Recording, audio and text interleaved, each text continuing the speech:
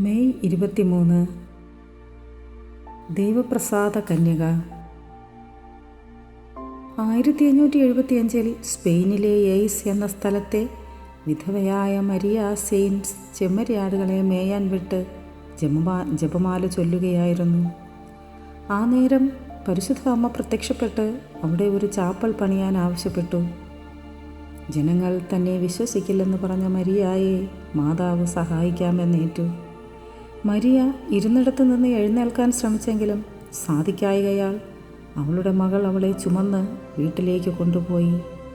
വീട്ടിലെത്തിയ മരിയ തന്നോട് പരിശുദ്ധ അമ്മ പറഞ്ഞവ വികാരിയെ അറിയിച്ചു. ഈ വിവരം വിശ്വസിക്കാതിരുന്ന വികാരി അന്ധനായി തീർന്നു.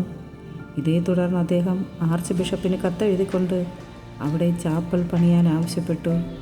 പിൽക്കാലത്ത് അവിടെ ചാപ്പൽ നിർമ്മിക്കപ്പെടുകയും ചെയ്തു.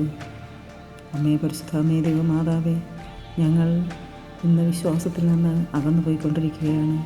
ദൈവത്തിലുള്ള ആഴമായ വിശ്വാസത്തിൽ അടിയുറച്ചത് ജീവിക്കുവാൻ വേണ്ട കൃപയ്ക്കായി അമ്മയോട് ഞങ്ങൾ പ്രാർത്ഥിക്കുന്നു. Ave Maria.